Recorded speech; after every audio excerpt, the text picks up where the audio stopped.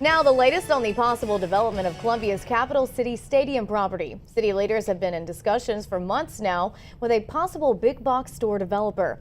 However, local environmental groups worry a possible development could aggravate flooding in that area.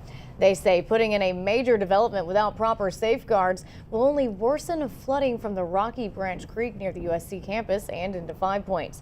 With more on the back and forth now, Brian McConkey joins us live in the newsroom. Hey, Brian. Well, Katie, city leaders were dealing with this very issue tonight, voting on a study to review the possible impact if something like a Walmart goes in on that Assembly Street site. Now, the issue has been less about developing the old property and more about improving those flooding issues that you were just talking about. The building proposal, kind of just a catalyst for a recently formed group called the Rocky Branch Watershed Alliance. Now, here's an example of why they get so worried. This is video from back in September. Heavy rains causing this flooding along Whaley Street near Assembly and into Columbia's Five Points. That is near the ballpark, and the water comes from the Rocky Branch Creek. This is a very common scene, though, when a big storm hits. And the Watershed Alliance wants to make sure any construction doesn't make the matter worse. Well, tonight, city leaders green-lighting a study at that council meeting tonight. A company out of Georgia slated to do this. They'll take a look at this issue before crews ever move a single shovel of dirt on that proposed job over at the Cap City Stadium site. The engineering firm is set to evaluate the building plans drawn up by developer Bright Myers,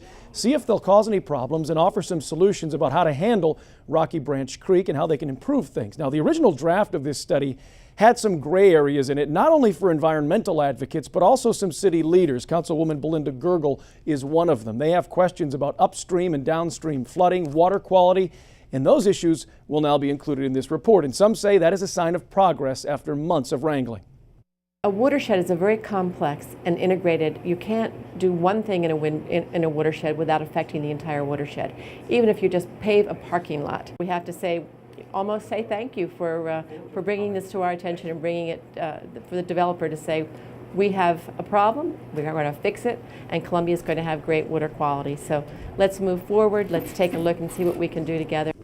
That's Ryan Nevius of Sustainable Midlands. She says a lot of teamwork's been going on lately. The city, the county, the university, all been meeting with the Rocky Branch Watershed Alliance almost every week to talk about how to fix problems going forward that have nothing to do with this project at Cap City Stadium. It's about repairing an issue that has really been around for many years here and has been ignored. They're looking to developments in Charlotte for models on how to handle the floodplain issues here. As for the study on plans for the old ballpark, that could be complete by later this year and could cost up to $100,000.